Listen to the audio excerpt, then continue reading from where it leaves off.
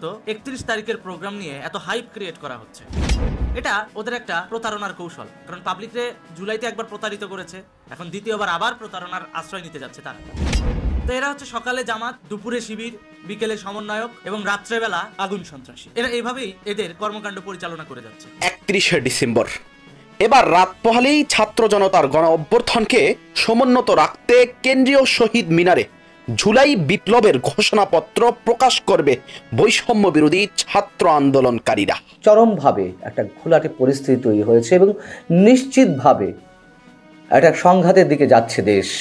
দর্শক, নতুন আরও একটি ভিডিওতে আপনাদের সবাইকে স্বাগতম। দেশের পরিস্থিতি কেমন এখন আপনারা সকলেই জানেন, নতুন করে কিছুই বলার নেই। আজকের এই ভিডিওটি কি নিয়ে, ভিডিওর শিরোনাম এবং থাম্বনেল দেখে ইতিমধ্যে আপনারা কিছুটা বুঝে গেছেন আজকের এই ভিডিওটি কি নিয়ে।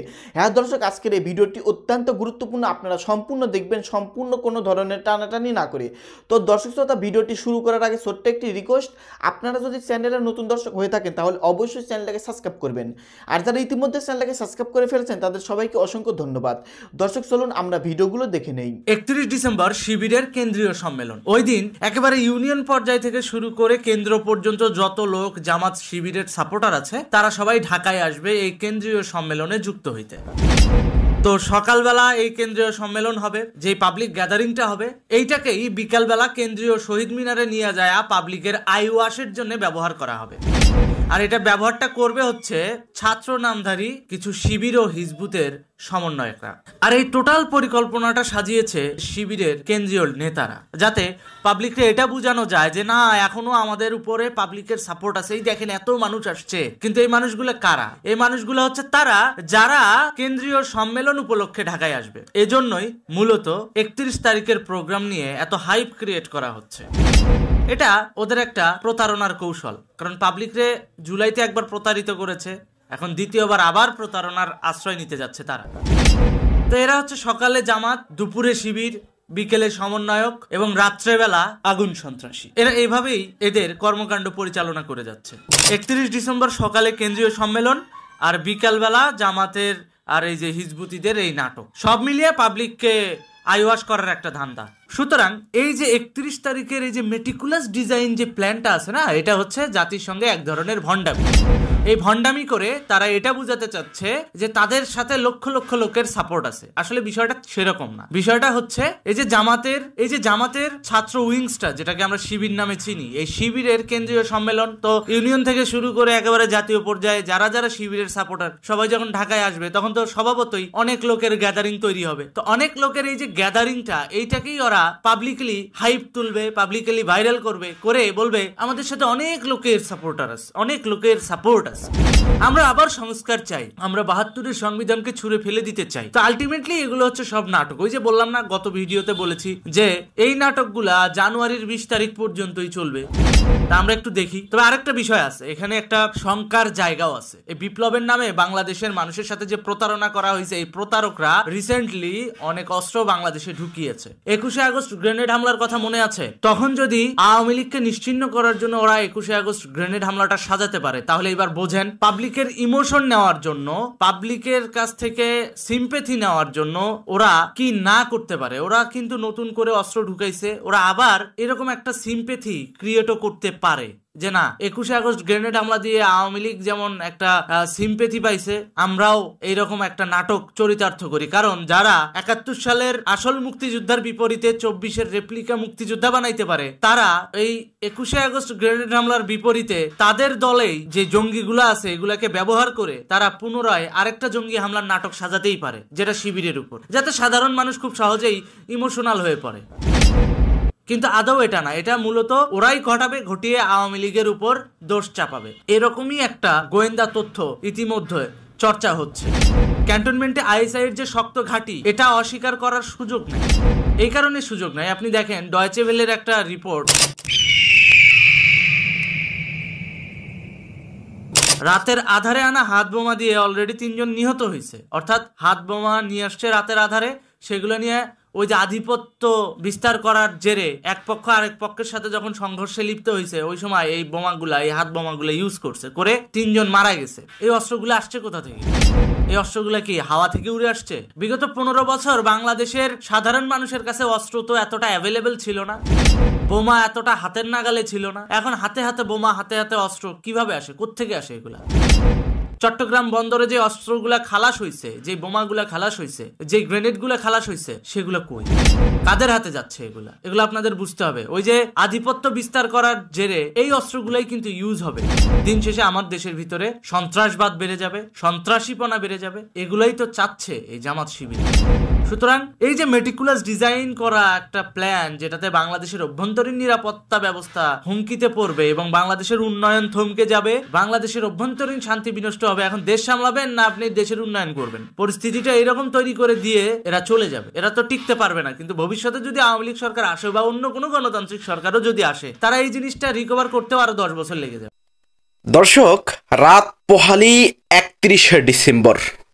এবার রাত পোহালেই ছাত্র জনতার গণ অভ্যর্থনকে সমুন্নত রাখতে কেন্দ্রীয় শহীদ মিনারে জুলাই বিপ্লবের ঘোষণাপত্র প্রকাশ করবে বৈষম্য বিরোধী ছাত্র আন্দোলনকারীরা। দর্শক, রাত পোহালেই অনেক কিছু হবে। অন্যদিকে আগামীকালের অর্থাৎ 31 ডিসেম্বরের প্রোগ্রাম নিয়ে এবার বিস্ফোরিত আগুন জ্বালানো মন্তব্য করল বাংলাদেশ আওয়ামী লীগ। তো দর্শক শ্রোতা, আওয়ামী লীগের পক্ষ থেকে বলা হচ্ছে 31 ডিসেম্বর সকালে ছাত্র শিবিরের কেন্দ্রীয় সম্মেলন। আওয়ামী লীগের পক্ষ থেকে বলা হচ্ছে বিকেলে শহীদ মিনারে সমন্বয়কদের নতুন নাটক। সকালে শিবির আর বিকেলে সাজবে সমন্বয়ক, বলছেন বাংলাদেশ আওয়ামী লীগ। তো দর্শক শ্রোতা, ইতিমধ্যে 31 ডিসেম্বর নিয়ে সামাজিক যোগাযোগ মাধ্যমগুলো একেবারে উত্তপ্ত হয়ে আছে। দর্শক, খবরে বলা হচ্ছে ছাত্র জনতার গণ অভ্যর্থনকে সমুন্নত রাখতে আগামী 31 ডিসেম্বর মঙ্গলবার কেন্দ্রীয় শহীদ মিনারে জুলাই বিপ্লবের ঘোষণাপত্র প্রকাশ করবে বৈষম্য বিরোধী ছাত্র আন্দোলনকারীরা। শনিবার 29শে ডিসেম্বর সন্ধ্যার পর থেকেই এই বিষয়টি নিয়ে সামাজিক যোগাযোগ মাধ্যমে চলে নানা আলোচনা এবং নানা সমালোচনা। যদিও এই ঘোষণাপত্রের সঙ্গে অন্তর্বর্তীকালীন সরকারের কোনো সম্পর্ক নেই বলে সাফ সরাসরি ইতিমধ্যে স্পষ্ট করেছেন প্রধান উপদেষ্টার প্রেস সচিব শফিকুল আলম। তো দর্শক শ্রোতা, আওয়ামী লীগ থেকে দেখেন কি পরিষ্কার বার্তা দেওয়া হয়েছে, অর্থাৎ ঠিক আগ মুহূর্তে রাত পোহালেই কিন্তু 31 ডিসেম্বর, তার ঠিক আগ মুহূর্তে আওয়ামী লীগের পক্ষ থেকে 31 ডিসেম্বর নিয়ে বিস্তারিত কি বলা হচ্ছে। দর্শক শ্রোতা দেখেন, কুমিরের গল্পের মতো জাতিকে বোকা বানাচ্ছে জামায়াত ও সমন্বয়করা। কুমিরের 7 ছানার গল্পটা কি মনে আছে আপনাদের? আওয়ামী লীগ থেকে বলা হচ্ছে। এরপর আওয়ামী লীগ থেকে বলা হচ্ছে একই বাচ্চা দেখিয়ে কুমিরকে বোকা বানানোর গল্পটা জাতিকে এমনই বোকা বানাচ্ছে জামায়াত ও সমন্বয়করা।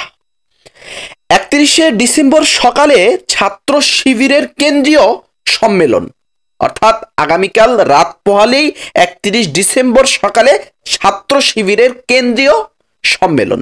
বিকেলে শহীদ মিনারে, অর্থাৎ বিকেলে জাতীয় শহীদ মিনারে সমন্বয়কদের নতুন নাটক। সকালে শিবির, বিকেলে সাজবে সমন্বয়ক। তো দর্শক শ্রোতা, এই বার্তাটি দিয়েছে বাংলাদেশ আওয়ামী লীগের ভেরিফাইড ফেসবুক পেজ থেকে। দর্শক, রাত পোহালে 31 ডিসেম্বর কেন্দ্রীয় শহীদ মিনারে জুলাই বিপ্লবের ঘোষণাপত্র প্রকাশ করবে বৈষম্য বিরোধী ছাত্র আন্দোলনকারীরা। এই ঘটনাকে পুরোপুরি নাটক বলছেন বাংলাদেশ আওয়ামী লীগ, অর্থাৎ বাংলাদেশ আওয়ামী লীগের পক্ষ থেকে এর আগে বলা হয়েছে সচিবালয়ের আগুন লাগার ঘটনাটাকে ধামাচাপা দিতে নাকি ডক্টর ইউনূস এবং সমন্বয়করা 31 তারিখের এই নাটক করছে। তো দর্শক শ্রোতা, ইতিমধ্যে আমরা গতকাল হাসনাত আবদুল্লাহর মুখ থেকে শুনতে পেরেছি 31 ডিসেম্বর মুজিববাদী সংবিধানকে কবর রচিত করা হবে। ঠিক তার এই মন্তব্যের পর, অর্থাৎ হাসনাত আবদুল্লাহর এই মন্তব্যের পর বিএনপির সিনিয়র নেতা মির্জা আব্বাস সরাসরি বলে দিয়েছে, শহীদদের রক্তের উপর দিয়ে লিখা সংবিধান বাতিলের চেষ্টা দুঃখজনক। তো দর্শক, 31 ডিসেম্বর নিয়ে রাজনীতির মাঠে একেবারে ঘোলাটে শুরু হয়ে গিয়েছে। 31 ডিসেম্বর নিয়ে অনেক জল্পনা কল্পনা অনেক কিছু শুরু হয়ে গিয়েছে। 31 ডিসেম্বর নিয়ে অনেক আলোচনা এবং সমালোচনা শুরু হয়ে গিয়েছে। দর্শক, রাত পোহালেই 31 ডিসেম্বর। কি হতে যাচ্ছে, কি হবে, সবশেষ আপডেট পেতে, সবশেষ খবর পেতে আমাদের সঙ্গেই থাকবেন, আমাদের চ্যানেলের সাথেই থাকবেন। সবার আগে সব তথ্য আমাদের কাছ থেকে পাবেন। দর্শক, আমাদের বর্তমান সংবিধানকে কবর দেওয়ার মাধ্যমে যে প্রোক্লেমেশন অফ জুলাই রেভলিউশন ঘোষণার উদ্যোগ নেওয়া হয়েছে, তাকে কেন্দ্র করে চরমভাবে একটা ঘোলাটে পরিস্থিতি তৈরি হয়েছে এবং নিশ্চিতভাবে একটা সংঘাতের দিকে যাচ্ছে দেশ।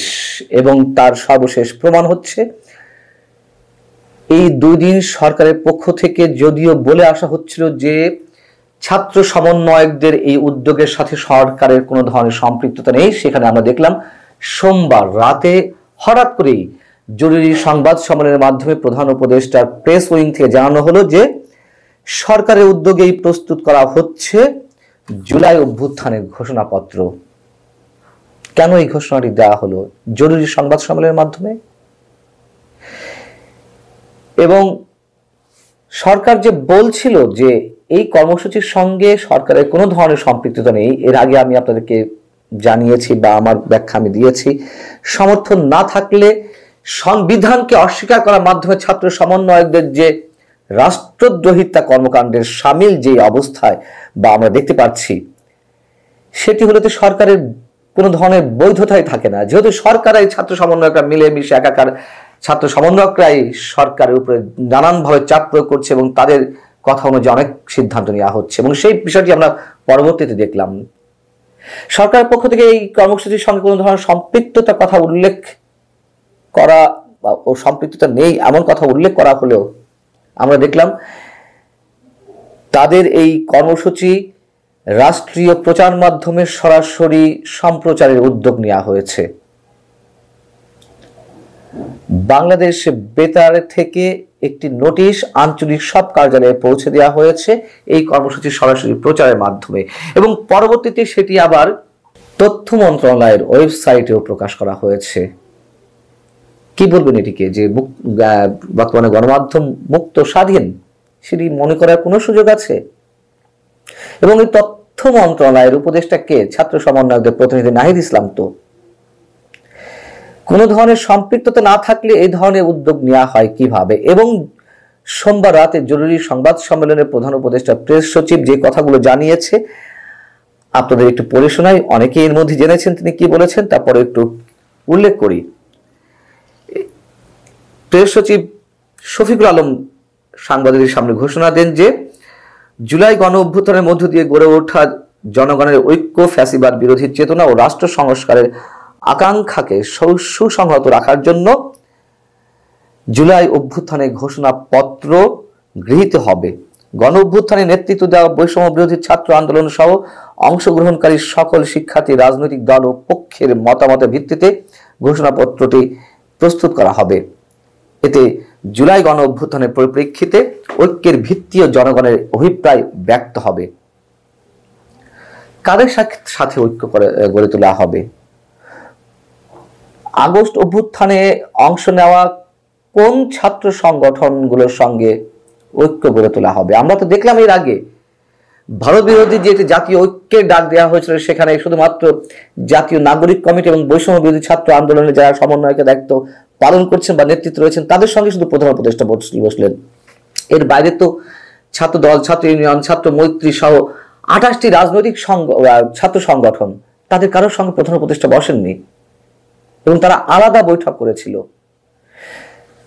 এই যে ঘোষণাপত্র ঘোষণার যে কর্মসূচি হাতে নেওয়া হয়েছে বৈষম্য বিরোধী ছাত্র আন্দোলন এবং জাতীয় নাগরিক কমিটির পক্ষ থেকে, তাদের কারোর সঙ্গে তো কোন রাজনৈতিক দল এখনো পর্যন্ত একাত্মতা ঘোষণা করেনি, বরং বিরোধিতাই করছে, বলছে দেশে একটি অস্থিরতার সৃষ্টির পায়তারা চলছে। এবং মুক্ত মুক্তিযুদ্ধের মাধ্যমে প্রাপ্ত আমাদের সংবিধানকে অস্বীকার করা মানে রাষ্ট্রদ্রোহিতার সামিল, সেটি তারা স্পষ্টভাবে বলছে। তাহলে কোন রাজনৈতিক দল বা কোন ছাত্র সংগঠনের সাথে ঐক্যমত্যের ভিত্তিতে জুলাই অভ্যুত্থানে ঘোষণাপত্র ঘোষণা করা হবে? তাহলে প্রশ্ন আসতে পারে, সরকার এই কথাগুলো কেন বলছে এই কারণে যে অনেকে মনে করতে পারেন তাহলে কি হতে যাচ্ছে, সরকার তাহলে এই স্ট্যান্ড নিচ্ছে কেন? যেহেতু 31 তারিখ যদি ছাত্র সমন্বয়কদের উদ্যোগে এই কর্মসূচিটি সফল করা হয়, সেক্ষেত্রে তো সরকারের বৈধতা নিয়ে প্রশ্ন জাগেই। তার কারণ তারা ঘোষণা দেবে সংবিধান নেই, জোর করে কবর দিবে, সরকার আবার চুপচাপ থাকবে, তাদেরকে সমর্থন বা তার বিপরীতে কোনো কথা বলবে না, সেখানে সরকারের নৈতিক ভিত্তি নিয়ে তো প্রশ্ন উঠবে। যে কারণে তারা আগে ভাগে এই কথাটি বলল। এবং আমি যেই মুহূর্তে এই রেকর্ডটি করছি, আমার বক্তব্যটি রাত 11টা, সাড়ে 11টা প্রায়, সেই মুহূর্ত পর্যন্ত সর্বশেষ সংবাদ হচ্ছে বৈষম্য বিরোধী ছাত্র আন্দোলনের সমন্বয়করা বা ছাত্র নেতারা তারা নিজেরাও জরুরি সংবাদ সম্মেলনের আয়োজন করেছে। সেখান থেকে হয়তো 31 তারিখের কর্মসূচি স্থগিত করতে পারে। করুক আর না করুক, সরকারের সঙ্গে যোগসাজশেই যে বৈষম্য বিরোধী ছাত্র আন্দোলন এবং জাতীয় নাগরিক কমিটি এই ধরনের উদ্যোগ নিয়েছে, সেটি স্পষ্ট করে আমরা বলতে পারি। এটি আমাদের আশঙ্কা, এটি আমাদের আতঙ্ক, এটি আমাদের ধারণা, এটি আমাদের সন্দেহ। সরকারের অনুমতি ছাড়া তো এই কর্মসূচি পালন করাও কথা নয়। তারা তো অনুমতি দিয়েছে এবং পুলিশের অনেক সংখ্যক পুলিশ সদস্য উপস্থিত থাকার কথা ছিল এই কর্মসূচিতে নিরাপত্তা দেওয়ার জন্য।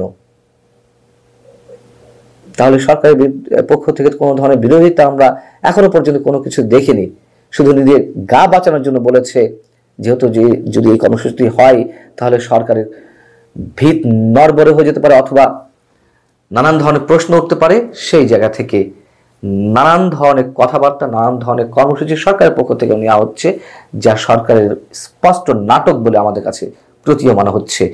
সর্বশেষ বলি, একটা কথা আপনাদেরকে জানিয়ে রাখি, নির্বাচন নিয়ে সংশয় দেখা দিয়েছে, নির্বাচন নিয়ে টালবাহানা চলছে, সংস্কারের নামে সংস্কারের অজুহাতে নির্বাচন বিলম্বিত করার চেষ্টা করছে সরকারের পক্ষ থেকে।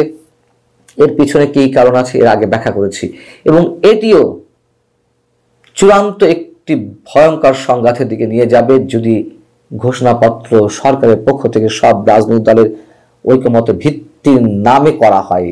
ঐকমত্য তো কখনোই হবে না নিশ্চিতভাবে, কিন্তু সরকার সেদিকে এগোচ্ছে বলে আমাদের ধারণা, এবং সেটি হলে সংঘাত অনিবার্য। এবং যে গৃহযুদ্ধের কথা মাহফুজ আলমরা, ফরাদ মজার সাহেবরা বলে আসছেন, সেটি সম্ভবত নিশ্চিত হতে যাচ্ছে। কি চাইছে আসলে সরকার, তা অনেকখানি আমাদের কাছে স্পষ্ট হয়ে উঠেছে। আল্লাহ হাফেজ। সম্মানিত দর্শক, আপনারা বিস্তারিত ভিডিওতে দেখতে পারলেন বর্তমান দেশের পরিস্থিতি নিয়ে 31শে ডিসেম্বরকে কেন্দ্র করে কিছু চাঞ্চল্যকর তথ্য। যাই হোক দর্শক মণ্ডলী, এই সম্পর্কে আপনাদের গুরুত্বপূর্ণ মতামত ভিডিওর কমেন্ট বক্সে অবশ্যই দেখতে চাই। আজকের মতো ভিডিও এখানে শেষ করছি। দেখা হবে আবার নতুন কোনো ভিডিও নিয়ে। সকলে ভালো থাকবেন, ধন্যবাদ।